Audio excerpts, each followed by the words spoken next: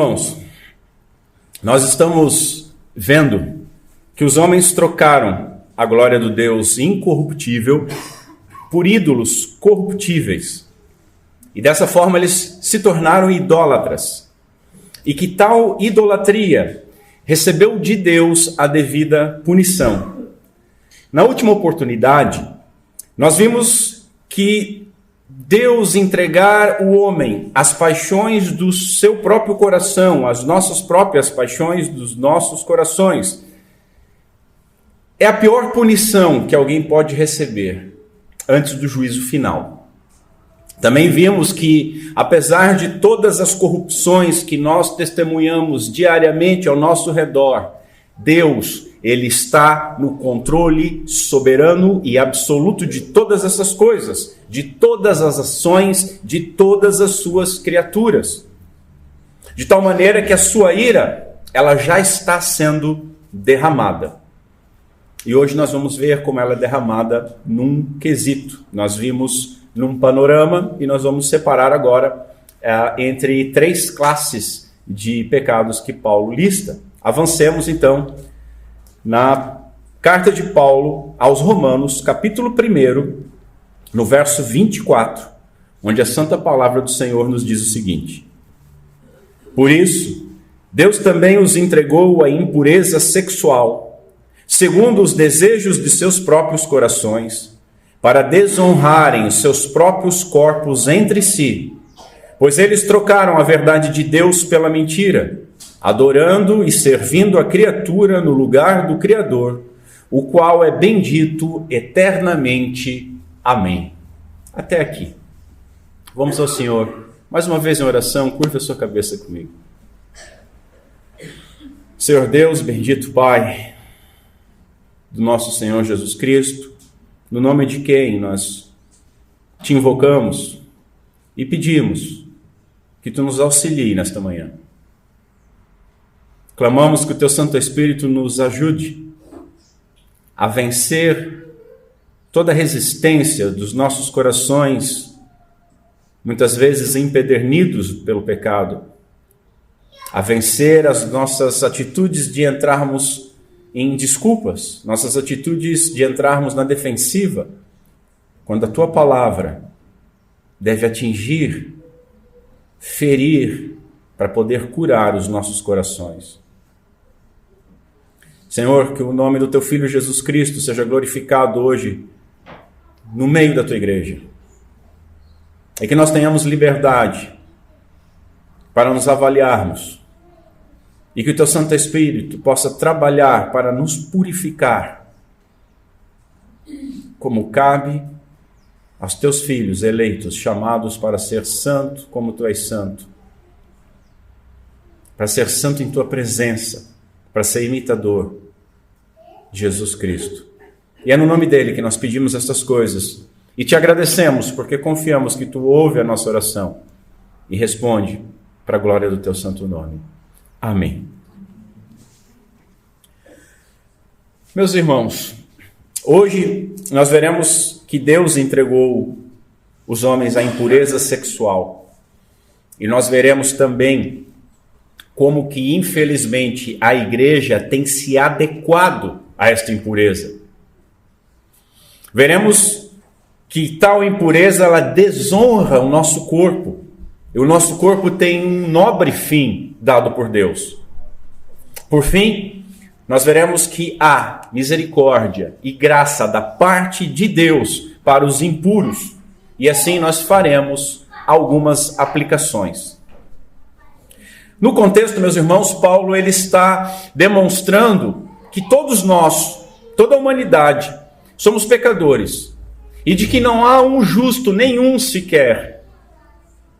Sendo assim, todos necessitam da graça e todos os que forem salvos são devedores desta graça. Com a ajuda do Espírito Santo, eu quero expor hoje a decadência da moralidade humana. Porque quando o homem nega quem ele é, e nega quem o criou e para o que ele foi criado, ele é punido. E ele é punido na própria entrega. Ele é punido sendo abandonado as próprias cobiças do seu coração. Nós iremos analisar o juízo divino hoje, manifesto pela heterossexualidade desonrosa. Na próxima oportunidade, nós veremos as paixões desonrosas da homossexualidade. Por isso que eu falei, nós vamos dividir. Primeiro, trataremos com os héteros, depois com os homos, e no fim trataremos com aquela sequência de pecados.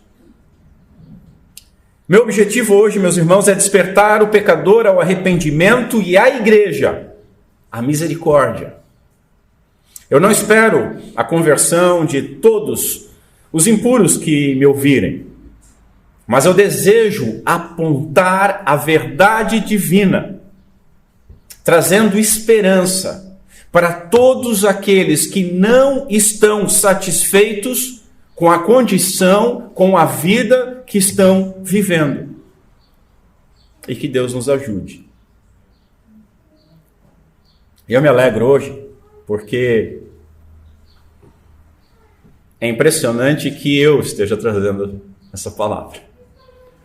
Se Paulo pode dizer que dos pecadores ela era o principal, com muita vergonha, eu posso dizer que nesse quesito eu era um dos principais pecadores.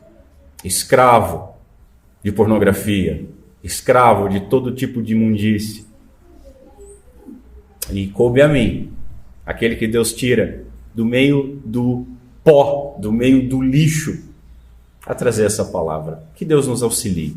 Assim, meus irmãos, em primeiro lugar, vamos ver que relembrar, no caso, que a impiedade, ela é o motor da impureza. Por isso, Deus também os entregou, diz Paulo. Note, o nosso texto ele inicia com uma locução. E essa locução indica que aquilo que se segue é consequência daquilo que foi dito anteriormente. E o que foi dito? Quando o homem despreza, quando o homem vira as suas costas para o Criador, ele torna-se culpado de impiedade. Nós vimos lá no verso 17 e 18. E essa impiedade, lembra que nós vimos, conduz à injustiça. E essa injustiça, ela deságua na idolatria. Os homens trocaram a verdade de Deus, substituindo-a pela mentira. Note, meus irmãos, que não foi substituída por uma mentira, mas pela mentira. Verso 25. E esse artigo definido aponta qual é a mentira. A idolatria. A idolatria. E por conta desta idolatria, Deus entregou o homem, a humanidade, à impureza sexual. Por quê? Porque a idolatria, ela é a gota d'água para o juízo divino, para que esse juízo comece a ser derramado sobre o pecador impenitente. Toda impureza sexual, ele é um pecado de injustiça, porque ele é cometido contra si mesmo e contra os homens. Ele é horizontal. Mas ele é iniciado pela impiedade, que é o pecado diretamente contra Deus. O desprezar a Deus, o viver como se Deus não existisse. O aprisionar a verdade de Deus. Portanto, quando nós falamos que a idolatria é a causa de Deus entregar o homem à impureza sexual, nós jamais podemos esquecer que a raiz disso tudo é a impiedade. Isso é muito significativo para os membros de igreja. Não só para olhar e entender o comportamento das pessoas lá fora, mas para analisar o próprio comportamento. Algumas traduções vão trazer o seguinte: Deus os entregou aos desejos impuros. Esse termo, ele traz uma ideia de imoralidade ou de sensualidade. Por isso que eu preferi traduzir como impureza sexual. Vamos já dar direto o nome aos bois. Na idolatria, meus irmãos, o homem, ele adora a criatura, seja a si mesmo ou outras criaturas. Na sensualidade, o homem, ele adora sempre a si mesmo. Adorando a si mesmo, o homem torna-se imoral. Por quê? Porque se ele é o seu próprio Deus, que ele adora. Então ele pode agir como bem entender. E se ele é, nessa visão idólatra, o Deus que tem que ser satisfeito, ele então pode e deve satisfazer os seus desejos sem temer nenhum julgamento. Essa é a condição imoral dos idólatras. Servir a si mesmo e se satisfazer independente de qualquer outra coisa. Você já ouviu aquela conversa? Eu mereço ser feliz. Em segundo lugar, essa punição, nós já vimos, ela não é apenas futura. A perversão que nós vemos, meus irmãos, ao nosso redor, ela é uma evidência do derramamento da ira divina. Essa imoralidade que nós vimos é o caminhar dos ímpios rumo à eterna condenação. É o caminhar dos injustos que continuam sendo injustos, dos sujos que continuam se sujando, conforme nós lemos em Apocalipse 22. Lembremos que Paulo aqui ele está argumentando o porquê que o evangelho é necessário e porquê que o evangelho é urgente. O verso 24, ele é parte de um parágrafo que foi iniciado no verso 18. E como que foi iniciado? Porque a ira de Deus é revelada. Então, conforme nós vimos, quando o apóstolo faz essa lista de pecados, ele não está afirmando que as pessoas que cometerem estes pecados receberão punição, antes que eles já estão recebendo a punição, porque a ira de Deus é revelada, está sendo revelada neles. E Deus não revelou a sua ira enviando fogo do céu como em Sodoma. Eu diria, fez pior, entregando o homem aos seus próprios desejos. A pior punição, como nós já falamos, que alguém pode receber deste lado do juízo. Deus removeu as suas restrições, as restrições que protegeriam o homem da sua própria capacidade de fazer coisas horríveis. Lembra a doutrina da depravação total, da corrupção total do homem? Todos nós somos palavra da moda, um genocida. Todos nós somos imundos. Mas a graça restringe. Não há nada em nenhum de nós que nos difere do mais terrível pecador, senão a graça de Deus. Por isso não há espaço para orgulho. O crente que é orgulhoso não é crente. Afirmando serem sábios, diz Paulo, os homens se tornaram loucos. E esse modo de pensar reprovado, como está no verso 26, leva o homem a tentar justificar as suas práticas sexuais desonrosas pela biologia. Você já ouviu essa conversa? Ou pela psicologia, ou pelo progressismo, sabe?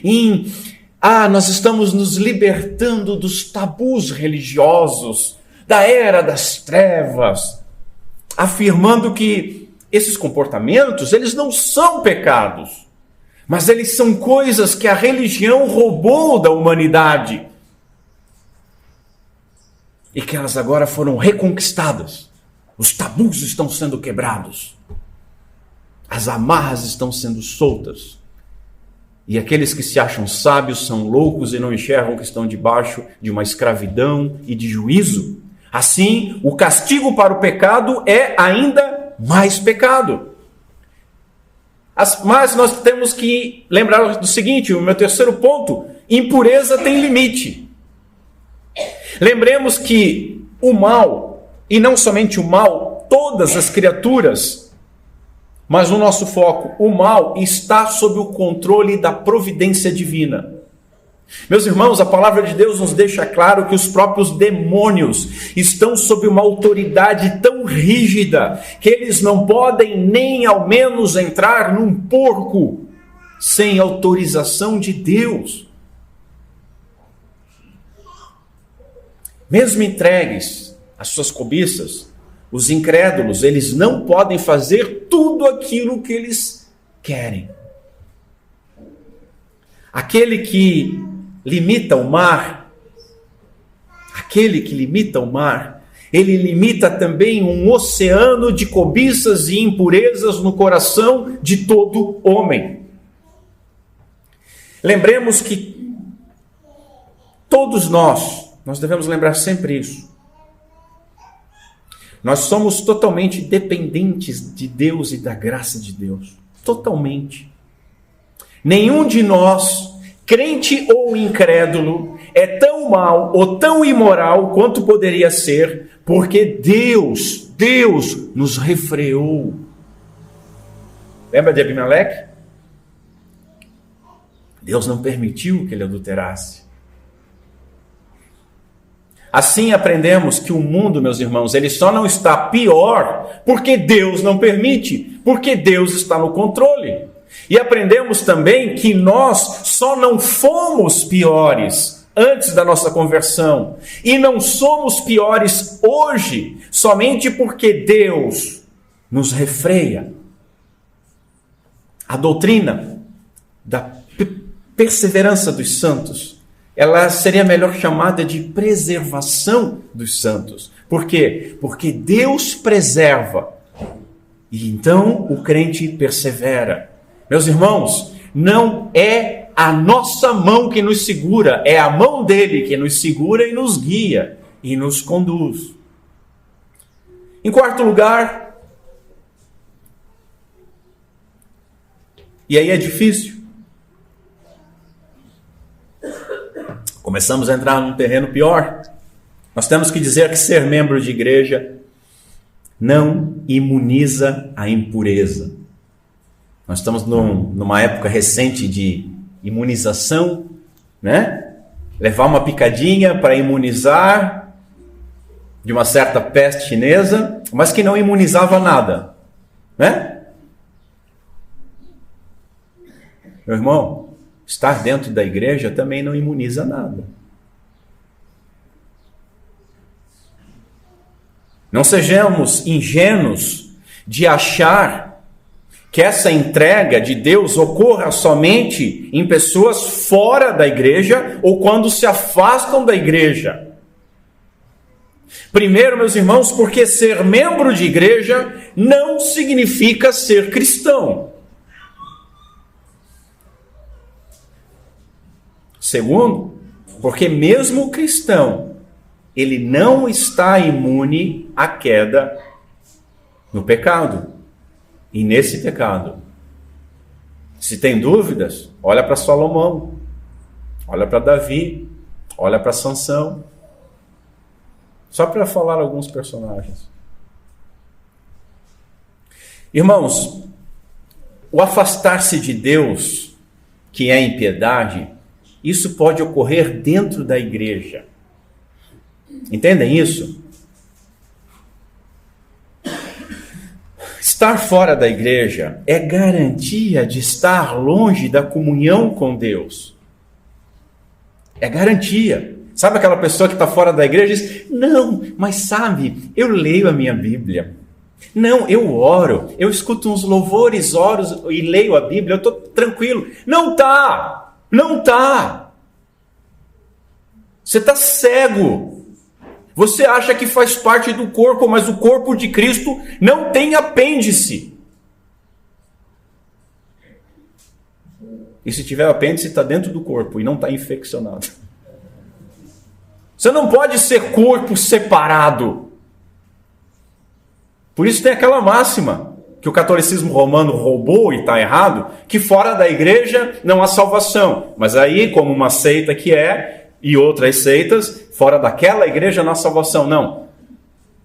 Igreja como o corpo de Cristo. Se você estiver no corpo de Cristo, há salvação. E fora do corpo, não há salvação. Mas você não pode ser parte do corpo de Cristo fora da igreja. Isso é óbvio. Agora, estar fora da igreja é garantia de estar longe da comunhão? Estar apenas frequentando a instituição igreja não é garantia de piedade. Não é. Quando alguém se afasta de Deus, meus irmãos, seja dentro ou fora da igreja, logo essa pessoa se torna idólatra e começa a agradar aquela pequena divindade chamada eu, meu umbigo. E naturalmente você pode ver que essas pessoas que se dizem cristãs fora da igreja, nenhuma igreja é boa para eles. Porque há um conflito de deuses. E o Deus que eles servem não pode servir a outro Deus. Essa é a verdade. Não ia falar sobre isso, mas falei. Mas então, voltando. Quando a pessoa se afasta de Deus, ela começa a servir aquela pequena divindade chamada eu, daí, meus irmãos, para começar a consumir pornografia, é um passo. Para começar a se enamorar por algum colega de trabalho, da faculdade, ou alguém próximo, é um pulo. O adultério que já estava dentro do coração, ele cresce. Ele cresce pelo adubo da tela do computador ou do celular. Ele cresce no envolvimento e na busca do envolvimento com aquela pessoa que me entende. Minha esposa, meu esposo não me entende, mas para aquela pessoa, ela me entende, eu posso me abrir com ela. E isso tudo, meus irmãos, acaba frutificando no adultério físico. E muitas dessas pessoas ainda continuam frequentando a igreja, vivendo isso. E às vezes ativamente, às vezes servindo os irmãos. Isso pode acontecer até para quem está atrás do púlpito. Porque aqui não há um campo de força que evita imoralidade sexual. Outros se afastam. Quando alguém sai da igreja, meus irmãos, aprendam isso. Sai aquele irmãozinho da igreja instituição. Porque saíram, porque não eram dos nossos. Se fossem, não teriam saído. Na realidade, eles nunca entraram. Mas sabe aquele irmãozinho que sai? E logo você vai vê que ele está numa vida de impureza brutal. E publicando nas redes sociais, e orgulhoso daquilo tudo. Irmãos, essa impureza, ela não nasceu lá fora. Lá fora ela apenas floresceu e frutificou, mas ela começou nos corredores da igreja. Ela começou quando a impiedade e a idolatria começaram a ganhar espaço nos corações destas pessoas, ainda que dentro da igreja. Portanto, vigiem. Todos vocês vigiem. Todos nós devemos vigiar, nós devemos combater o menor sinal de cansaço ou desinteresse pelas coisas de Deus, ou desprezo pelos meios de graça, pelo culto, pela leitura bíblica, pela oração, pela meditação na palavra de Deus, porque isso é um sinal de que está nascendo um pezinho de impiedade. Se a semente da incredulidade, meus irmãos, brotar nos nossos corações, uma árvore de idolatria vai surgir, e se ela não for cortada a tempo, frutificará impureza.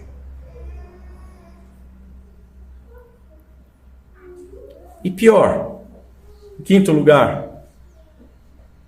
a igreja tem se adequado à impureza.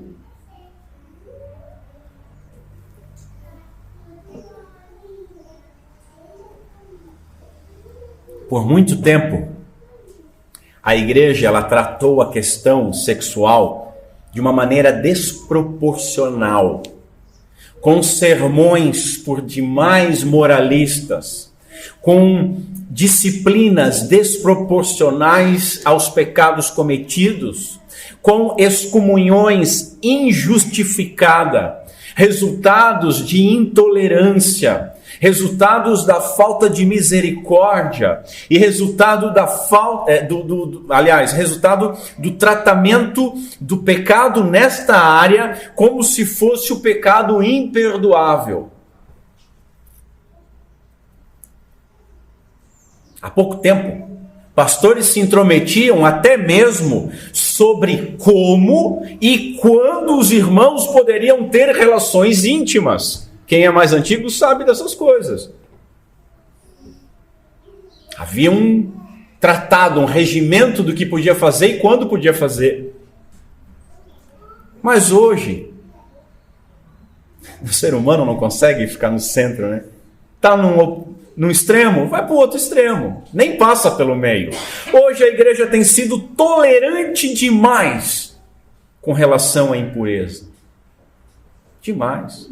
Basta lembrar, como tem dado Ibope e pessoas têm ganho dinheiro, de certas pessoas que se dizem pastores, que não passam de comediantes, fazendo palestras impuras, com piadas, com baixarias, com frases de duplo sentido, dando conselhos para os irmãos apimentar os relacionamentos.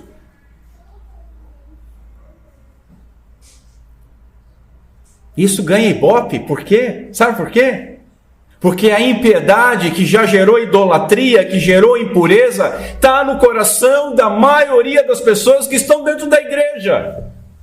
Então encontram um eco e consomem. As consequências estão aí. A gente vê. Para não perder membros, a pornografia tem sido tratada como um vício da juventude. Passa. Não passa. É vício. E é muito pior que qualquer vício de álcool, cigarro ou outro tipo de droga. É vício pesado. Não é só de jovens. Para não perder membro, divórcio virou uma coisa comum. Eu já ouvi até de líderes de igreja que se separaram porque tinham uma visão de reino diferente. E cada um continuou como líder. O adultério, para não perder membros, foi relativizado. Nós não somos mais hoje, dentro da igreja instituída, melhores do que os fariseus, que achavam que só porque não tinham o adultério físico, que não eram adúlteros. Mas nós estudamos aqui o Sermão do Monte. Se você cobiçou, você adulterou. Para não perder membros, as relações íntimas entre jovens e entre pessoas antes do casamento têm sido toleradas. Conversas e piadas maliciosas têm feito parte do novo crentez, o dialeto que se fala dentro da igreja. E nós temos visto surgir inovações imundas como motel gospel, sex shop gospel, filmes adultos gospel. A igreja tem imitado o comportamento dos ímpios.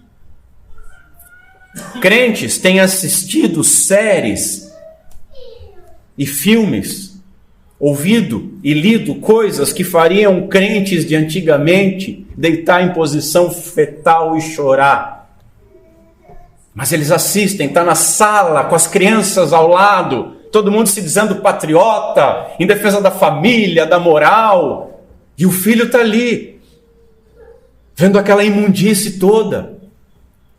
Há pouco tempo não vê um certo seriado dentro da igreja, você era um tapado. Ah, você não está, eu nem vou dizer o nome da série, você não está vendo essa série? Meu, mas ela tem um enredo tão profundo, com brigas de reinos e tudo. Meio episódio eu assisti. Em meio episódio teve sexo explícito, teve homossexualismo, nudez, incesto. Ah, mas pastor, tem que ver pelo conteúdo em si. Isso me lembra aquelas pessoas, um tempo atrás, quando ainda se comprava a revista, que justificavam assinar tipo a Playboy e deixar os filhos consumir. Não, não é pelas fotos, pastor. É pelo texto. É pelas entrevistas. Não, é pela imundície do seu coração. E a igreja tem tolerado isso. Mesmo os casamentos cristãos, o relacionamento íntimo foi poluído e tem sido poluído. O relacionamento íntimo do casal cristão tem sido usado como moeda de troca, com chantagem. Ele tem sido feito de maneira desonrosa, sob influência de pornografia e de antigas experiências, tornando aquilo que era para ser um leito sem mácula, num puxadinho do inferno. Tem sido feito de maneira abusiva, com pressões sobre o direito do corpo que Paulo fala, mas completamente deturpado, e principalmente tem sido feito apenas para satisfação egoísta. E isso não é relacionamento íntimo bíblico. Isso não é diferenciado de animais no cio. Ouçamos Paulo: que não haja entre vocês imoralidade sexual, impureza ou ganância. Esses pecados não têm lugar no meio do povo santo. As histórias obscenas e conversas tolas e as piadas vulgares não são para vocês. Podem estar certos, ele continua, de que nenhum imoral ou impuro herdará o reino de Cristo e de Deus. Nós lemos isso na liturgia. Precisamos, meus irmãos, defender a ética sexual bíblica do ataque direto da revolução sexual, defendida pelos progressistas, mas bem recebida pelos conservadores. Precisamos estudar e aplicar aquela ordem, não é um conselho, do autor de Hebreus no capítulo 13. Honrem o casamento e mantenham pura a união conjugal, pois Deus certamente julgará os impuros e os adúlteros. E já tem julgado, entregando muitos para a impureza. Sexto lugar, se a impureza desonra o corpo, como Paulo diz, então há um fim honroso para o corpo.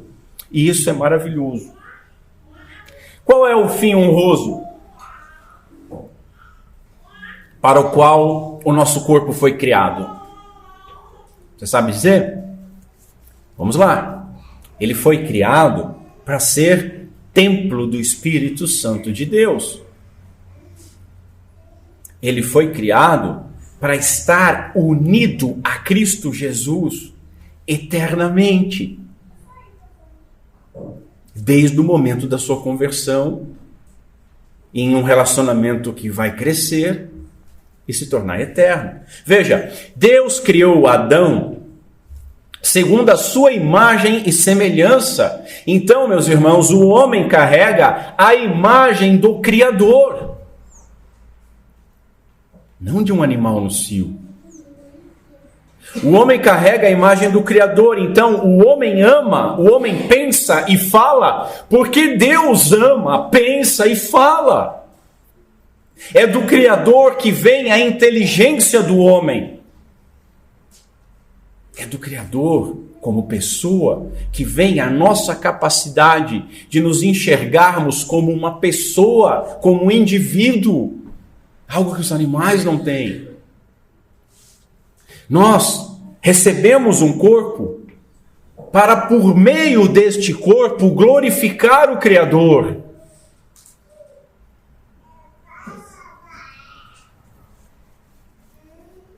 Há um estudo sobre o homem, uma antropologia errada dentro da igreja, que enxerga o corpo de uma forma não bíblica, desprezando o corpo e exagerando na exaltação da alma, como se o corpo fosse mau, mas a alma fosse elevada.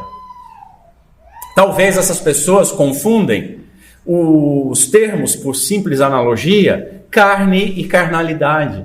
E nós falamos, mortificar a carne, mas o significado é a carnalidade, a natureza carnal, não a carne física. Veja, irmãos, Jesus ele não é um caça-fantasmas. Jesus ele não veio ganhar almas. E nenhum de nós fomos enviados como caça-fantasmas para ganhar almas. Mas Jesus é o Cordeiro de Deus que veio sob uma natureza humana e veio salvar pecadores, corpo e alma dos seus pecados. Veja, Jesus Cristo veio em carne, e ainda que fosse o seu estado de humilhação, ao se vestir com a nossa natureza humana, o nosso corpo físico foi enaltecido, porque o nosso corpo serviu para vestir o Filho de Deus. Jesus ressuscitou em carne, logo o corpo físico foi glorificado, e essa é a nossa esperança. Jesus, ele continua sendo homem, logo ele possui um corpo físico glorificado até hoje. A ressurreição de Jesus Cristo é a certeza de que nós ressuscitaremos. Logo, meus irmãos, o nosso corpo físico é importante para Deus, porque serão os nossos olhos que verão o Filho de Deus exaltado, serão os nossos lábios que o louvarão eternamente, serão os nossos ouvidos que ouvirão por toda a eternidade a glória do Senhor. Será a nossa mente que vai ser expandida para nós compreendermos os mistérios ocultos desde a fundação do mundo. Nós confessamos todo domingo, cremos na ressurreição da carne. Em algumas traduções do credo, na ressurreição do corpo. O corpo é importante. Nós somos chamados a santificar o nosso corpo e a mortificar a nossa natureza carnal. Agora, mortificar a carne não é destruir o corpo. Sabe aquelas pessoas que tomam ao pé da letra? Paulo diz, esmurro o meu corpo. Aí estão lá os caras se batendo. Minha culpa, minha culpa. Vou fazer jejum para ensinar o meu corpo. Não é o teu corpo, filho. É a tua carnalidade. Destruir o nosso corpo não é santificação, é suicídio e é pecado. A nossa união, corpo e alma, ou corpo, alma, espírito, é tal, meus irmãos, de que nada aproveita você mortificar o seu corpo físico, estando o seu coração e a sua mente corrompidas.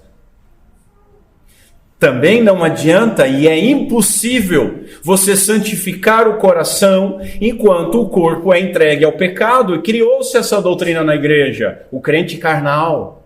Alguns que têm Jesus como Senhor, outros como Salvador e alguns como Senhor e Salvador. Aqueles que têm só como Salvador, eles pecam, mas veja, eles são salvos. Não, não são. Porque você não pode separar estas coisas. Observem como a impiedade e a idolatria causam um desvio do propósito de Deus para o nosso corpo. Irmãos, quando a relação com Deus é afetada, a impiedade afetará também a relação dos homens entre si, com impureza sexual, que nesse caso representa a injustiça. Francis Schaeffer, ele afirmou que quando o homem se afasta do relacionamento apropriado com Deus, ele perde a sua referência e tudo se torna mentira. Tudo se torna mentira. Ele não sabe mais quem ele é. Ele então começa a negar não apenas a existência de Deus, mas a sua própria existência. Quando as pessoas jogam fora o Deus da verdade, a verdade desaparece como um todo, e tudo o que resta é um conjunto de opiniões, de deuses e prazeres pessoais. Dietrich Bonhoeffer, ele escreveu o seguinte: alienado de Deus, o ser humano vive sem ser ser humano. Vou repetir. Alienado de Deus, o ser humano, ele vive sem ser ser humano. Ele se torna, como eu falei algumas mensagens atrás, menos que homem. Ele se torna um animal. 7º lugar, há um fim último ainda para o nosso corpo. que é uma honrosa e gloriosa metáfora. E aqui é o ponto principal da mensagem. Irmãos, Deus criou macho e fêmea. É isso que está escrito em Gênesis, é isso que Paulo está falando aqui. Vamos amenizar, homem e mulher. E Deus criou o casamento. E Deus ordenou o relacionamento íntimo. Adão e Eva não descobriram o relacionamento íntimo, o sexo. Deus ordenou, Deus deu, Deus concedeu.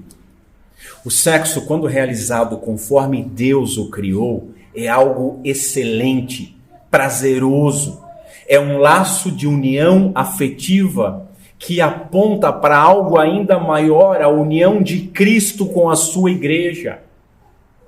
Veja, no Éden, parte da insinuação de Satanás de tentar fazer o homem ser semelhante a Deus, foi de que Deus estaria escondendo e privando alguma coisa que era boa ao homem.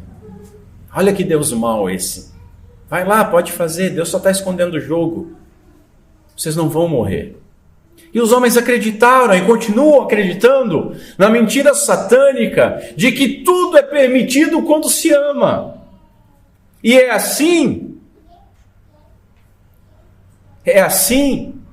que novamente está sendo pautado pedofilia no debate público. Porque tudo é permitido quando se ama. Que toda forma de amor é válida. E que a proibição de certas condutas é ódio. É falta de empatia. É privar as pessoas de serem felizes.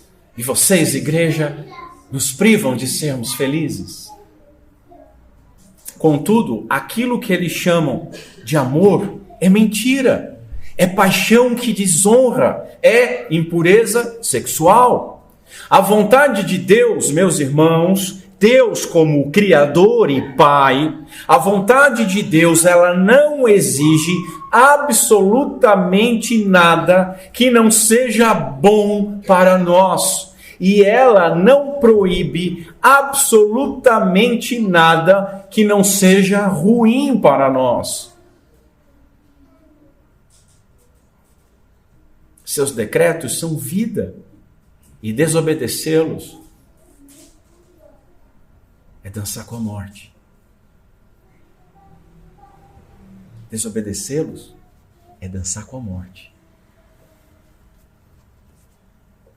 O relacionamento íntimo, ele foi definido e ordenado por Deus lá no Éden. E veja, foi para a humanidade. Porque o casamento, ele não é propriedade privada da igreja. Esse foi o propósito criador. E nem mesmo todos os homens juntos, tipo Babel, reunidos numa assembleia solene, eles têm o direito de redefinir o casamento conforme os seus próprios desejos. Portanto, meus irmãos, não é naquilo que nós achamos, não é naquilo que artistas acham, não é aquilo que as plataformas de redes sociais acham, não é aquilo que especialistas acham, não é naquelas revistas e sites de pseudociência que nós vamos encontrar o padrão para o relacionamento íntimo. Sabe aquele papo de que, não, o homem, há 2 trilhões de anos, ele procurava muitas parceiras, por isso é natural que o homem procure muitas parceiras. Ou então, há 2,5 trilhões de anos, os homens faziam isso, faziam aquilo. Isso é furada. Isso é conversa para pessoas que se acham sábias, mas não passam de tolas, bois, dormirem. É na palavra de Deus que nós encontramos a nossa identidade e onde nós encontramos o padrão do Criador para nós desenvolvermos os nossos relacionamentos íntimos com amor, com satisfação, com alegria e para a glória de Deus. O relacionamento íntimo, meus irmãos, quando feito conforme o padrão divino, é adoração. Vocês casados, o relacionamento íntimo de vocês pode ser comparado com uma oração? Deveria ser. Vocês solteiros que ansiam o casamento, é na Bíblia que vocês vão ter o anseio correto. Porque fora daí, o relacionamento que vocês tanto desejam não vai ser uma oração, não vai ser um ato de adoração, não vai ser amoroso, não vai ser satisfatório, não vai gerar alegria e não vai glorificar a Deus. O Augusto Nicodemos, ele escreveu algo, ele desenhou algo para muitas pessoas poderem entender quando escreveu o seguinte: Deus criou um homem e uma mulher. Ele não criou dois homens, ele não criou duas mulheres, ele não criou duas mulheres e um homem, nem dois homens e uma mulher e os uniu em casamento, mas um homem e uma mulher. Esse é o padrão. Segunda ordem da criação é no relacionamento íntimo, heterossexual, monogâmico, dentro da instituição do casamento, que a intimidade deve ser vivida. E então, desejar ou fazer qualquer outra coisa diferente disso é desonrar o seu corpo e desonrar o corpo do seu parceiro. Sabe aquela compre um, leve dois? Num ato de pecado você leva dois pecados. Veja, o casamento, meus irmãos, não é apenas um meio ordenado para multiplicar e encher a terra, ainda que seja. Ele não é somente um ambiente seguro para a criação de filhos. Esse é o limite da conversa dos conservadores. Nós não somos conservadores antes de sermos cristãos. Nós temos que estar num patamar acima. Ele é ainda muito maior do que simplesmente satisfazer os desejos puros dados por Deus entre o homem e uma mulher. Abra sua Bíblia em Efésios, capítulo 5, verso 22. Efésios, capítulo 5, verso 22. Note o seguinte: Paulo escreveu que o casamento é uma ilustração do relacionamento entre Cristo e a sua igreja. Acharam? Olha para mim. O casamento é uma ilustração do relacionamento entre Cristo e a sua igreja, não o contrário. O casamento, ele aponta para um relacionamento de um único noivo, Jesus Cristo, que veio purificar e desposar a sua única noiva, a sua igreja. Paulo, ele é caluniado de machista, mas veja só, ele começa a falar primeiro com as mulheres, primeiro as damas. Verso 22, acompanhe comigo. Vós, mulheres, sujeitai-vos aos vossos maridos como ao Senhor, porque o marido é o cabeça da mulher, como também Cristo é a cabeça da igreja, sendo ele próprio o salvador do corpo. De sorte que, assim como a igreja está sujeita a Cristo, assim também as mulheres sejam em tudo sujeitas a seus maridos. Mantenha a sua Bíblia aberta, observe comigo. Paulo, ele não está dizendo assim: igreja, comportem-se como as esposas. Certo? Não é isso que ele está dizendo. O que ele está dizendo é: esposas, mulheres, observem o comportamento da igreja, porque esse é o modelo. Essa sujeição ou essa submissão que deixa o... Pô, estou falando sério. Deixa o sovaco das feministas arrepiado. Eu precisei falar isso. Veio tão naturalmente. Essa sujeição, essa submissão, não é ser capacho Minha irmã que está ouvindo conversinha de feminista, não é você ser capacho. Meu irmãozinho que acha que eu sou sacerdote do lar. Se você está fazendo a sua esposa de capacho, você não é sacerdote de coisa nenhuma, senão da sinagoga de Satanás.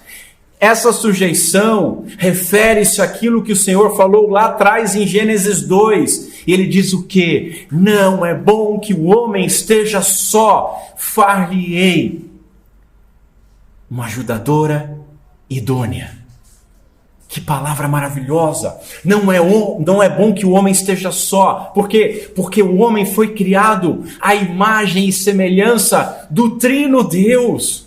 Deus, meus irmãos, é relacional e o homem ele foi criado também relacional, para se relacionar.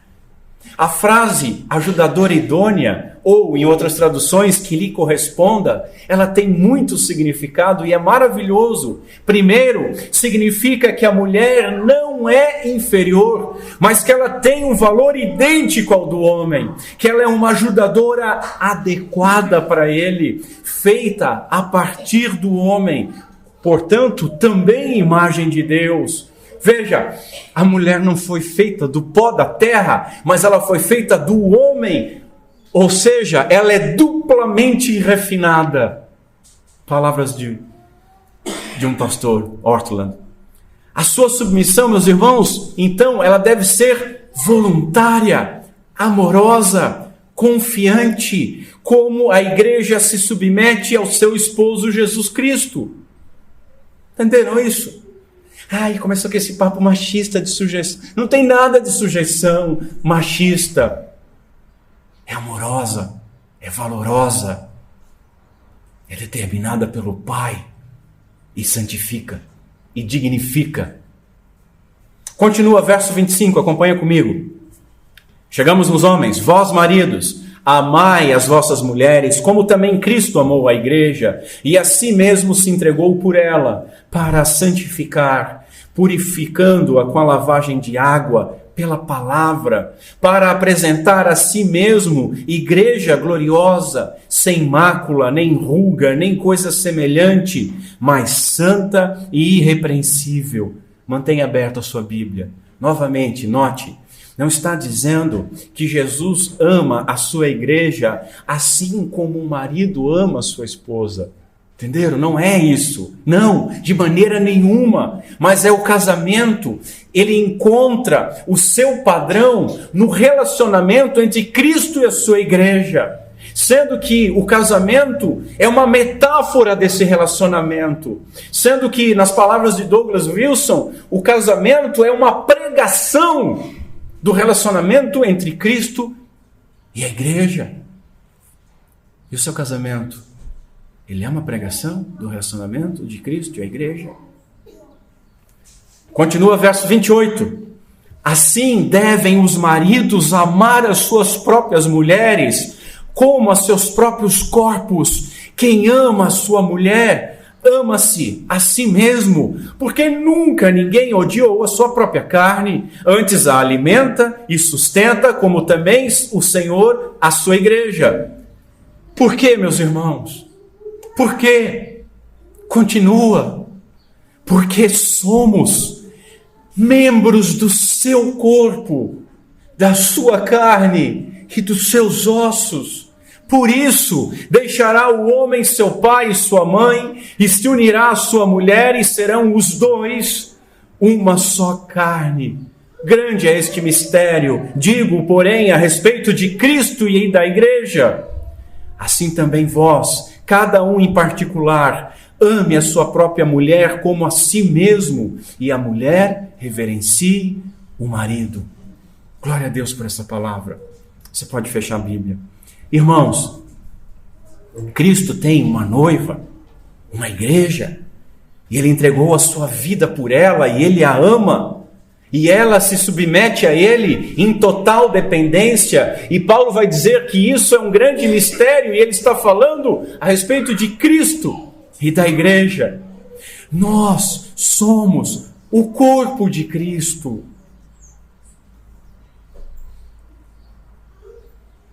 Estamos tão intimamente ligados a Ele, conforme representado pelo casamento, uma só carne. Tanto que Paulo escreve em outro lugar o seguinte: não sabeis vós que os vossos corpos são membros de Cristo? Tomarei, pois, os membros de Cristo e os farei membros de uma meretriz? Por certo que não. 1 Coríntios. O nosso relacionamento, o nosso corpo e o nosso relacionamento, ele aponta para o relacionamento de Cristo e a igreja. Não há espaço para imoralidade, para egoísmo. E assim, meus irmãos, fica fácil entender por que toda a cultura moderna ataca o casamento bíblico. O alvo é Deus.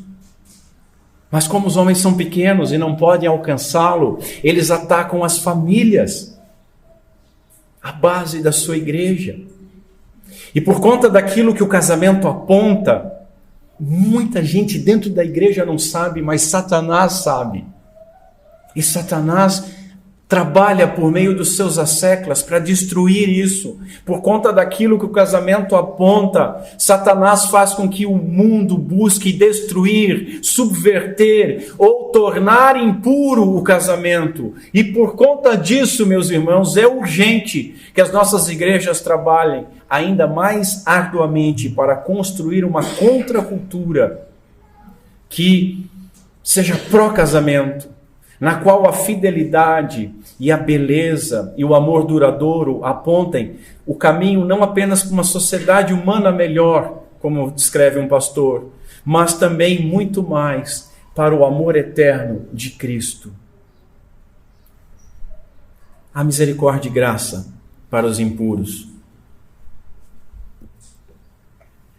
Lembre que Deus, Ele revela a sua ira, entregando o homem à impureza sexual. Por tudo que nós vimos aqui, meus irmãos, em maior ou menor grau, há imoralidade em todos os nossos relacionamentos íntimos. E essa imoralidade, ela testemunha de que todos nós também somos culpados. E esse é o momento de nós lembrarmos dos versos 16 e 17, quando Paulo diz: porque eu não me envergonho do Evangelho de Cristo, porque Ele é o poder de Deus para a salvação de todo aquele que crê. Porque no Evangelho é revelada a justiça que vem de Deus, pela fé e para a fé, conforme está escrito: o justo viverá pela fé. Graças a Deus pelo Evangelho, porque todos nós necessitamos dele. Se Deus deu a você hoje ouvidos para ouvir, e você compreendeu essas coisas que eu falei, e identificou na sua vida pecado e a merecida condenação, eu clamo para que você ouça também a voz do bom pastor, te chamando pelo teu nome. Deus, por meio do seu Santo Espírito, Ele abriu os nossos olhos para que nós enxergássemos essa verdade. Ele abriu os nossos ouvidos para que nós ouvíssemos o Evangelho da salvação. Aquele, meus irmãos, glorioso, como escrito em Lucas 15, aquele que recebe pecadores, Ele concede fé e concede também arrependimento. Portanto, devemos todos nós crermos e nos arrependermos. Essa graça recebida por Deus, ela tem que se transformar em misericórdia estendida. A graça recebida tem que ser misericórdia estendida, porque nós não fomos salvos para condenar os outros, mas nós fomos salvos para anunciar as virtudes daquele que nos chamou das trevas para a sua maravilhosa luz, escreveu Pedro. E mais à frente ele escreve assim: vós, que em outro tempo não erais povo, mas agora sois povo de Deus, que não tinhais alcançado misericórdia, mas agora alcançastes misericórdia. Amém. Vamos passar para algumas aplicações desta verdade para encerrarmos. Em primeiro lugar, cuidemos com o julgamento. Nós devemos retirar as traves dos nossos olhos antes de repararmos nos ciscos alheios. Paulo escreveu mais à frente, nós vamos ver na sequência o seguinte: talvez você pense que pode condenar esses indivíduos, mas é igual a eles e não tem desculpa. Quando diz que eles deveriam ser castigados, condena a si mesmo, porque você que julga os outros pratica as mesmas coisas. O que leva a pensar que evitará o julgamento de Deus ao agir da mesma forma? Meus irmãos, condenar os adúlteros enquanto nós guardamos no nosso coração cobiça é loucura, porque Deus enxerga o pecado de ambos e ambos precisam de arrependimento. Arrependa-se e demonstre misericórdia. Nós não somos juízes do Evangelho, somos embaixadores do Evangelho. Uma mensagem de salvação, graça e misericórdia. Note, a lista dos pecados, ela inicia com os pecados sexuais, mas ela encerra com o pecado da ausência de misericórdia. E se você não demonstra misericórdia, pode ser um sinal que se Deus não o entregou à imoralidade sexual, Deus o entregou a um modo de pensar errado. Arrependa-se. Segunda aplicação, façamos um autoexame. Paulo afirmou o seguinte: se julgássemos a nós mesmos, não seríamos condenados. Nós lemos esse texto sempre na ceia. Quantos que enquanto continuam fornicando, ou em prostituição, traindo o cônjuge, consumindo pornografia, cobiçando, trazendo imundície para dentro do seu casamento, quantos vêm à igreja como se nada tivesse acontecido?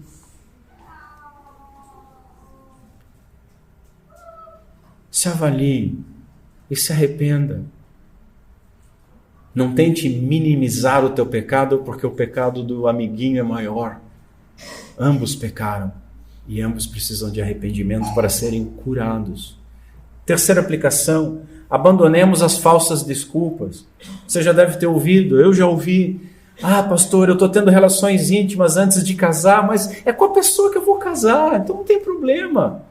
Ah, pastor, eu nunca traí, eu só consumo pornografia de vez em quando, eu não faço mal a ninguém. Ou então, se aquela pessoa ela está comigo e ela me ama, ela tem que fazer aquilo que eu desejo, ela tem que satisfazer os meus desejos, ainda que ela não goste, ainda que ela se sinta desonrada, e por aí vai. Isso é tudo conversa de imoralidade. Ainda que nós não estejamos envolvidos em pecados escandalosos, naquelas corrupções secretas, desculpadas, porque não fazem mal a ninguém, nós podemos ser condenados. É certo que todos nós somos forçados a admitir que os nossos leitos conjugais, eles foram poluídos por alguma espécie de erro. Portanto, se arrependa e peça hoje para o Espírito Santo de Deus te ajudar a sondar o teu coração, ver se há um caminho mau e ser santificado, para que o teu relacionamento seja uma pregação do relacionamento de Cristo e da igreja. Quarta aplicação, tenha pavor da permissão para pecar. Todo pecado tem sua origem na impiedade. Quando você peca, você já pecou, porque você já começou a ser impiedoso. Você já começou a virar as costas para Deus. Essa impiedade então aumenta e se multiplica à medida que as restrições de Deus sobre o pecado diminuem. Então, tema. E tema também a demora de receber uma punição ou um chamado de Deus. Eclesiastes 8 diz o seguinte: porquanto não se executa logo o juízo sobre a má obra, por isso o coração dos filhos dos homens está inteiramente disposto para fazer o mal. Meus irmãos, tanto a permissão de Deus, quanto a demora em ser punido, pode estar fazendo você entesourar ira para o dia da revelação da ira, quando Deus vai recompensar cada um segundo as suas obras. A gente vai ver isso no capítulo 2. Portanto, arrependa-se antes que seja tarde. Quinto lugar, agradeça porque Deus não nos entregou as nossas cobiças. As nossas justiças, meus irmãos, a nossa justiça, elas são como trapo de imundície. E nós somente não somos tão imorais quanto os demais porque Deus nos refreia. Note que Deus, ele entrega o homem a algo que já existe. Deus não cria impureza sexual. O texto diz que Deus entrega a impureza sexual que já existe nos corações. Portanto, desconfiemos dos nossos corações, porque eles são enganosos. E sejamos gratos pela graça restritiva, vigiando, porque aquele que julga estar firme, aquele que julga estar em pé, cuide para que não caia, escreveu Paulo. Meus irmãos, a salvação não é o fim. A salvação é passar pela porta de uma grande jornada, é o início de uma caminhada pela santificação. E essa santificação só terminará na glória. Sexta aplicação, não imite o mundo. Nós não precisamos cair naquele legalismo sobre vestuário, sabe? Não use isso, use aquilo, não use aquele outro, fazer um regimento. Mas liberdade traz responsabilidade. E nós vemos crentes usando roupas sensuais. Como diz a piada, nós vemos muitas ovelhinhas na internet sem o Alain. Nós vemos crentes escravos de uma busca por um corpo perfeito, por uma busca de moda. Está todo mundo usando. E daí que está todo mundo usando? Minha mãe, quando eu era pequeno, dizia assim, se todo mundo se jogar da ponte, você vai também? E a igreja vai atrás. Nós vemos crentes namorando e fornicando. Nós vemos crentes caindo em adultério. Nós vemos crentes consumindo pornografia. A desculpa que todo mundo faz, o mundo mudou, não serve para filho de Deus. Você foi erguido da sarjeta e transformado num príncipe para sentar na mesa do rei. A sarjeta não é mais o seu lugar. Nós fomos feitos à imagem de Deus para sermos santos como Ele é santo, para sermos unidos a Cristo Jesus. Sétima aplicação, analisemos a razão do nosso zelo contra a imoralidade. Isso aqui é muito sério, irmãos. Isso aqui é muito sério. Isso aqui é aquele carimbo de farisaísmo. Nós precisamos analisar qual a razão de que alguns pecados nos afetam tanto. Aquele pecado nos afeta porque a glória de Deus é ofendida ou por causa do nosso gosto? Toda moralidade que alguém possa ter sem a graça salvífica não é por fé e não agrada a Deus. Nós precisamos repudiar as coisas, não porque nós achamos erradas, não porque nós achamos nojentas, não porque nós não gostamos delas, mas nós precisamos repudiar as coisas, certas coisas, porque elas são uma afronta ao Deus Santo que nos salvou. Oitava aplicação, não devemos temer o futuro dos nossos filhos. E aqui uma nota de esperança para os nossos pais, com tantas crianças na igreja. Papai, mamãe, o seu filhinho, ele vai encontrar o mesmo mundo de sempre, porque não há nada novo debaixo do céu. Esse texto aqui que nós estamos estudando foi escrito há quase 2000 anos. Deus está no controle absoluto de todas as coisas e Deus vai zelar por cada um dos nossos filhos. O que nós devemos fazer? Orar por eles e instruí-los para que eles façam a diferença e para que eles sejam luz neste vale tenebroso. Última aplicação. Tenha esperança. Você que se sentiu sujo hoje, tenha esperança. O filho pródigo foi entregue ao pecado. Ele gastou toda a sua herança com prostitutas, mas ele não foi abandonado pelo Senhor. Ele errou, ele sofreu as consequências, mas Deus o entregou ao pecado a fim de salvá-lo, expondo aquele mal que estava antes escondido no seu coração, para que ele aprendesse a odiar a futilidade de uma vida que despreza a verdade. Entregar de Deus, meus irmãos, é sempre juízo, porém nem sempre é juízo definitivo. Às vezes Deus fere a fim de curar, como diz Isaías 19. Se esse é o seu caso, Ele está te chamando nessa manhã. E Ele jamais negará a você o seu perdão. Não importa quão baixo você possa ter descido. Não fique bravo por eu tocar numa ferida que talvez esteja aberta. Glorifique a Deus, porque o Senhor corrige a quem ama.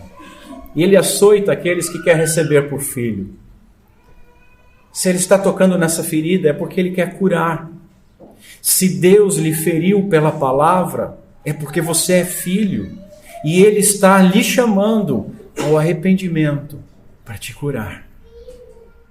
Eu falo especialmente a você que tem um pecado que lhe incomoda. Falo também aos jovens. Deixa eu fazer um parênteses. Não só os jovens, mas todos vocês. Cuidem com a mentira da pornografia. É terrível. É terrível. Eu estou falando do que eu conheço. É terrível.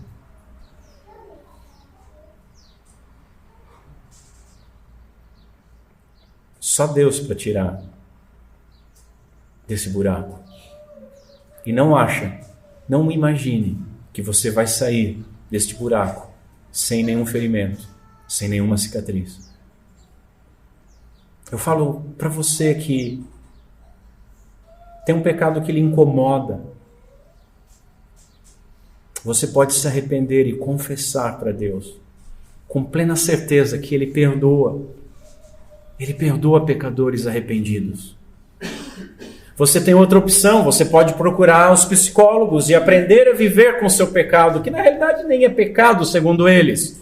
Todavia, se você continuar assim, logo esse pecado deixará de incomodar você. Se hoje ele está incomodando, é um sinal que há vida. Mas logo ele pode deixar de incomodar você e o seu coração então vai estar tão duro que não vai sentir mais nenhum mal-estar. E Paulo chama isso de ser entregue à impureza. É isso que você deseja? Se não é isso, é para você que eu estou falando e pregando. Arrependa-se. Há esperança para todo aquele que tem vivido uma vida de impureza sexual. Paulo ele escreve o seguinte: não sabeis que os injustos não hão de herdar o reino de Deus? Não erreis, nem os devassos, nem os idólatras, nem os adúlteros herdarão o reino de Deus. E você pode estar perguntando assim: pastor, cadê a esperança? Naquilo que o apóstolo continua escrevendo: vocês foram imorais, vocês foram adúlteros, vocês foram efeminados, vocês fornicaram, é o que alguns têm sido, mas haveis sido lavados, mas haveis sido santificados, mas haveis sido justificados em o nome do Senhor Jesus e pelo Espírito do nosso Deus. Portanto, arrependa-se e pela graça e força divina abandone o seu pecado e viva conforme a vontade de Deus. Vamos ficar em pé. Que Deus Pai seja misericordioso conosco. Em Cristo Jesus. Curve sua cabeça. Senhor, tem misericórdia de nós. Tem misericórdia daqueles que me ouvem. E por graça, salva, Senhor, os impuros. Senhor, obrigado porque Tu não nos entregou definitivamente à impureza.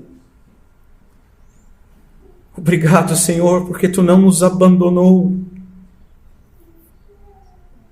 Senhor, eu te clamo em nome de Cristo Jesus, purifica-nos. Purifica aqueles que nunca Te conheciam pelo lavar regenerador e purifica aqueles que sujaram os Seus pés. Quando nós renovarmos a nossa aliança na ceia, onde não há nenhum digno, purifica-nos. Senhor, faz dos nossos corpos um instrumento da Tua glória. Faz dos nossos casamentos uma pregação do Evangelho. Faz dos nossos relacionamentos íntimos algo que glorifica o Teu nome. Pedimos essas coisas no nome santo de Cristo Jesus. Amém. E amém.